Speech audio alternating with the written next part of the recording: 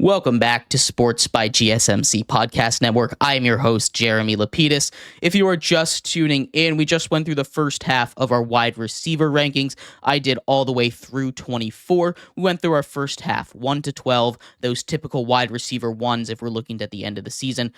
Those are my predictions for who will end up in that wide receiver one position as far as fantasy points go. In this segment here, we are going to take a look at that back half of the list, who I have in the wide receiver two positions. Hopefully this can help you out with your fantasy drafts coming up, as the season is just 9 days away now.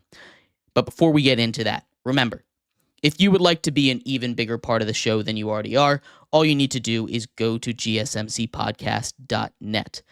Or if you are on YouTube, you can use that super chat feature. If you do either of those two things, a message should pop up on the bottom of the screen for you, me, and everybody else around the world to see.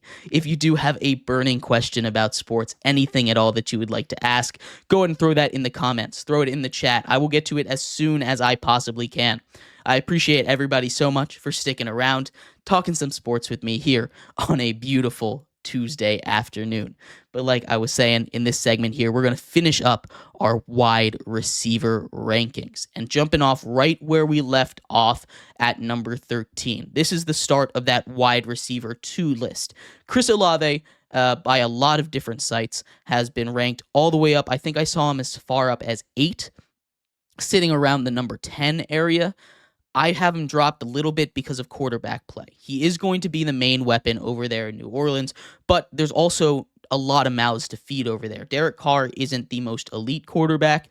He's kind of a benchmark for, is your quarterback going to be good or not? If your quarterback's better than Derek Carr, I'd say they're at least an average quarterback. If they're worse, then they're a bad quarterback. That's how I view Derek Carr here, and he's not going to be able to support an offense that has this many weapons to give out, right? You have Chris Olave, who should get the lion's share, the most amount of targets, and probably the biggest numbers on the offense, but you also have Taysom Hill, who's going to gobble into those targets a little bit. Rashid Shaheed should be a lightning in a bottle kind of guy, getting a lot of deep targets, going to be like a boom or bust. If you remember back to like Deshaun Jackson kind of days, he might catch a 90-yard touchdown, or he might do nothing, right? That's going to take a little bit of production.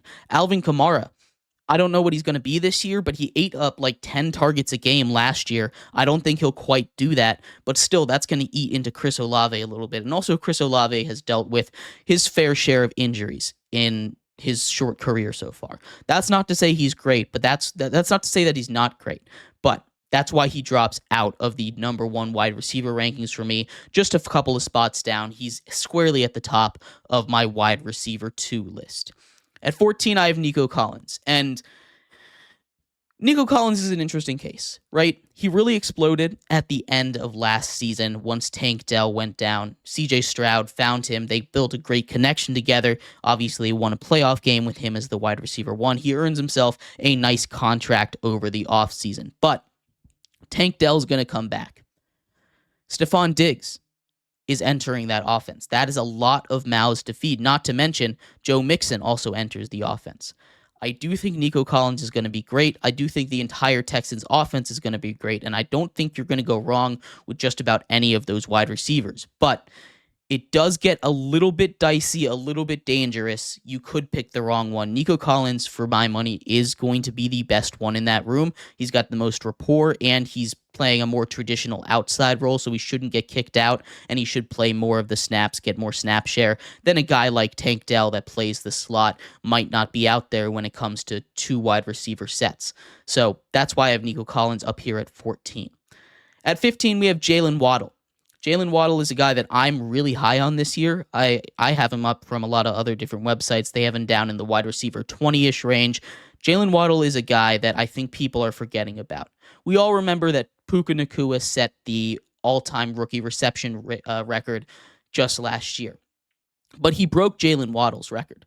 Jalen Waddle had 111 just 2 seasons ago, or a little longer than 2 seasons ago. But when he was a rookie, he had that record. He also was hurt last year. We all remember Tyreek Hill, and we think he's going to be a little bit diminished in that offense because of Tyreek Hill. But when they were both on the field, they were both extremely productive. Jalen Waddle should be healthy. He's being overlooked. You can get him at really good value in the draft. He's my wide receiver 15. You grab him in like the 4th round-ish, 5th round maybe. That is great value for a guy that I think has the potential to finish in the top 12, top 15 of wide receivers. At 16, I've got Devonta Smith, the other half of that Eagles duo. Again, both of them have shown the ability to be extremely productive in this league. Not much has changed in the offense. Saquon Barkley brings in. It's a lot of what I said about A.J. Brown. The play action opportunity should get them more open. They won't be double covered as much. The defense has a lot more stress with Saquon now as a threat to run it, something the Eagles were kind of missing last year. It should really free up the field for both of these wide receivers a little bit, and I expect them both to be great. At number 17, DK Metcalf. Seahawks number 1 receiver. Geno Smith loves throwing to him. I know there's a lot of conversation about Geno Smith and whether or not he deserves to be the starter over there in Seattle. He absolutely does. And DK Metcalf has never really had a bad season. He's got all the physical tools you want in a receiver. There's nothing you're looking at him and you're saying, oh, that guy can't succeed. He's built like nobody else is, right? That almost 8-pack picture that came out with him when he was in the draft. He's still a big guy, more physical than everyone, can go up and get the ball. He's bigger than everyone, and he's really fast. Obviously running down one of those highlights, those legendary highlights, running down Budda Baker on that would have almost pick 6. He's fast, he's big, he's got everything you want in a receiver, and he should be great. At 18, I've got Michael Pittman. We talked about why his value is a little bit inflated this year when we brought up Gardner Minshew. He had 30% of targets last year. He's definitely going to take a little bit of a decrease, a little bit of a drop-off from where he was last year with Gardner Minshew, but that's not to say he's not going to be good. In a small sample size with Anthony Richardson, he continued to be productive. Just about four or 5 catches a game, 4.5 catches a game was his average for 45 yards. So we're looking at minimum 10 points, right? He scored a touchdown once in those 4 games, so a touchdown every 4 games. It's not going to be to the same level that he was last year, but he should still be very productive in this league with Anthony Richardson. Also, I think Anthony Richardson is going to take that next step this year. So he should be just as good. Maybe a little bit of a decrease because he's not going to get that 30% target share like he had last year. As we get to the last half, the back half of those wide receiver 2s, just take a look at that list. If you have any questions about where I have things, if you're just coming in, go ahead and throw it in the chat. I'll go ahead and answer your question. But at 19, we're getting to Cooper Kupp. Cooper Kupp is the other half of that Puka Nacua group. Again, I think those guys are very similar in terms of game. They play the same style of receiver. The question is which one is going to be covered more. I have Cooper Kupp a little bit further down because I'm a little more concerned about injuries with him. He is healthy, but that doesn't mean he doesn't have that injury history like he had last year.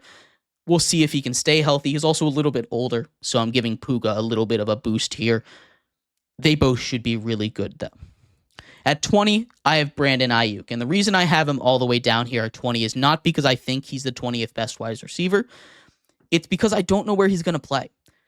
If we know for sure he plays in the 49ers, he probably gets bumped up, we'll say, to 13, 14, 15 range, right? Somewhere around there. He was incredible last year. He had the biggest depth, the longest depth of target out of any receiver in the league. He was incredibly efficient, a great route runner, and Brock Purdy loves throwing to him. I just don't know what his situation is, so I can't put him any higher than 20. Draft him skeptically, because he could be really good, but I'm not trusting him right now. At 21 is his potential teammate, Deebo Samuel. Deebo's a guy that, not a traditional wide receiver, not going to go out and play the X, is physical. He's like a bowling ball out there. He's going to bounce off of people, plays that running game, gets that rushing yard upside, get the running and passing touchdowns. He's going to be great. He's not going to be, the same explosive level that he was in 2021. Teams are keying in on him a little more, and his usage is a little bit down, but he still has that dual threat upside, and he is in my top 24. At 22, I'm dipping my feet into the Bears receivers. I think one of them will finish as the wide receiver too, as a wide receiver too. Whether that be DJ Moore, who is my favorite because he's been there the longest. He has the most he has the most experience in that offense, right? Keenan Allen and Rome Odunze, the rookie. Keenan Allen came in. He didn't look in his best shape in the preseason either. DJ Moore, coming off a big contract that he's signing with the Bears, I think will be the alpha receiver there, although I could see it going to either of those other guys. One of the Bears receivers should finish in the top 24, and I'm betting on DJ Moore. At 23, we have another Texans receiver, Stephon Diggs. Stephon Diggs, he struggled at the end of last season. He dropped a couple of balls in the playoff. He's going down to Houston. I think he'll fix it. He's only got a 1-year deal, so it's a contract year. He should be playing his all. We'll see if he's happy there. That's going to be a big thing. Does he enjoy his time in Houston? He's only got 1 year, so he can leave if he isn't happy. But we will see what happens in there. He should still be really productive and really good with a great quarterback in CJ Stroud. And to round out the top 24, I have Malik Neighbors. Now, I did have a list of a couple other guys that I was really considering at 24, but I'm putting Malik Neighbors in there because he is the only thing that is going to be moving the offense in New York. Daniel Jones is not an attractive quarterback option, but if you give Malik Neighbors 6 slant routes, 2 screens a game, he'll catch 5 balls. He'll do magic with the ball in his hands. He's one of those great yak guys. And what Brian Daboll was able to do when the Giants were successful with Daniel Jones was really take advantage of that short RPO kind of action. And I think Malik Neighbors is the best receiver to do that. You get the ball in his hands and crazy things can happen. So I'm banking on some upside here, but he's the guy that I'm the most worried about on this list. I mentioned some honorable mentions. I've got 6 of them that could go in that 24 spot. So I did a top 30 kind of situation. They're not on the screen here, but Zay Flowers, number 1 receiver in Baltimore.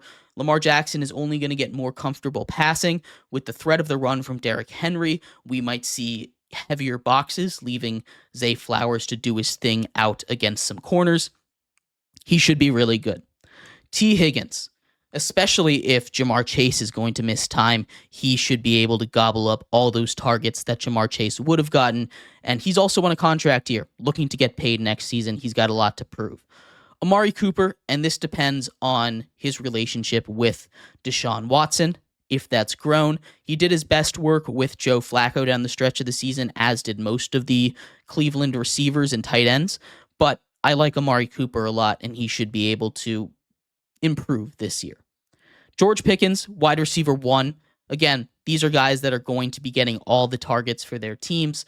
In Pittsburgh, I'm avoiding him a little bit because of the quarterback situation, and I don't know what's going to happen, but he doesn't need to separate to catch the ball. He's one of the best jump ball receivers in the entire league. And the last 2, Christian Kirk out of Jacksonville just is a solid receiver. He's not going to do anything flashy, but he should finish in somewhere between 20 and 30 overall in the wide receiver ranks. So if you're just looking for a guy that'll consistently get you points, I don't know, like 13 points a week in a PPR league, that's the guy to go for. And a similar thing for Terry McLaurin. You get rookie quarterback Jaden Daniels, but he has proven that he's quarterback proof. I love Terry McLaurin a lot this year. I've been able to get him in like the 8th, 9th, or 10th round, which I think is great value for a wide receiver 1. Terry McLaurin is a guy that I think could surprise a lot of people this year. But let me know what you think of my list. Anyone you think that I left out, anyone you think I rated too high, too low, I'd love to hear from you. We're going to take a quick break here. When we come back, we're going to transition into real football talk a little bit about some actual wide receiver situations, update you on Jamar Chase's situation, talk a little bit about CeeDee Lamb and where the Cowboys are at now that they have paid him. So stick around for that. We'll be right back here on Sports by GSMC Podcast Network.